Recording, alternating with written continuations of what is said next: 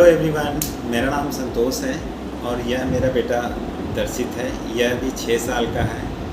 पिछले 3 साल से यह सेलिएक डिजीज से पीड़ित है। इसको पहले समस्या ये थी कि इसका वज़न कम था और कॉन्स्टिपेशन की शिकायत रहती थी। खाने पीने में भी खास रुचि नहीं लेता था और सुस्त रहता था। मैंने कई डॉक्टरों को दिखाया लेकिन कोई ख़ास इम्प्रूवमेंट नहीं हुआ। फिर मैं मणिपाल हॉस्पिटल में डॉक्टर शुक्ला सक्सेना जी से मिला। उनसे मैंने इनका ट्रीटमेंट कराया। ट्रीटमेंट में उन्होंने कुछ दवाइयाँ और ग्लूटेन फ्री डाइट हमें बताया कि क्या खिलाना है, किस तरीके का ग्लूटेन फ्री डाइट है। मैंने उनके बताए अनुसार इनका दवाई दिया और ग्लूटेन फ्री डाइट मैंने दिया। उसके बाद कुछ महीनों के बाद मैंने देखा कि इसमें इम्प्रूवमेंट आया और कॉन्स्टिपेशन की भी समस्या ख़त्म हो गई। इसलिए आप लोगों से भी अनुरोध ये है कि जिनको भी सेलिएक डिजीज से पीड़ित हैं वो भी ग्लूटेन फ्री ही डाइट लें। इसका यही ग्लूटेन फ्री डाइट ही इसका एक ही हल है। धन्यवाद। हेलो, नमस्कार। ये मेरी बेटी सुहाना है जिसकी उम्र 6.5 साल है, जिसको पिछले 2-3 साल से सीलिएक डिसीज की परेशानी है। यह बीमारी है ये, जिसकी वजह से मेरे बेटे की हाइट और इसका वेट बिल्कुल रुका हुआ है पिछले 2-3 साल से।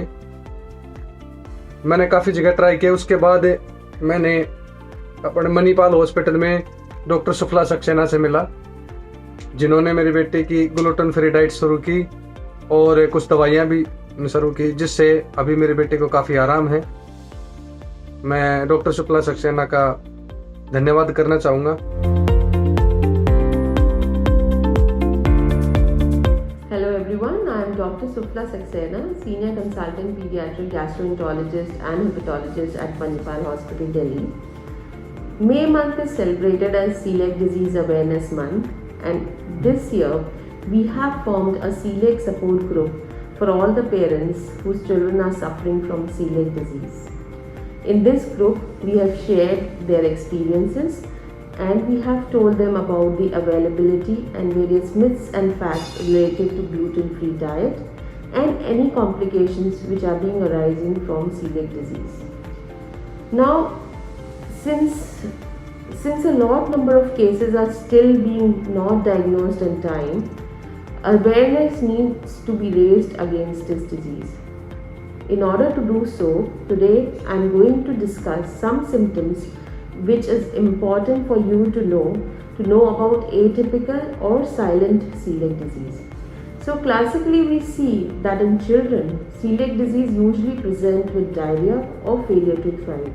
They might have symptoms of recurrent abdominal pain or anemia.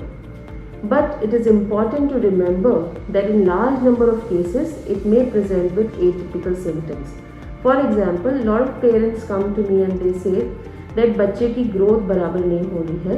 My kid is not as in terms of growth. मेरा बच्चा दूसरे बच्चों से क्लास में या तो हाइट में वेट में छोटा है. अगर ट्विन बच्चे हैं तो एक बच्चे की ग्रोथ अच्छी हो रही है and the other twin is not growing properly. Secondly, anaemia या बच्चे में खून की कमी जो डिस्पाइट ट्रीटमेंट ठीक नहीं हो रहा है. तो दिस काइंड ऑफ साइलेंट और subtle symptoms which are there are important to be identified early. It's not important कि आपके बच्चे की growth कम होगी. Sometimes celiac disease is also seen in obese children. Also, there are some children who have increased or genetic tendency to have celiac disease. They may have predisposing conditions like type 1 diabetes. They may have Down syndrome, or they may have other autoimmune disorders of liver and thyroid. So these children have a high risk to develop celiac disease. That's why it is very important to identify such children quickly and start their treatment as early as possible with timely referral, so that their organs are not affected and optimal growth is ensured for these children. Wishing everyone health and safety. Thank you.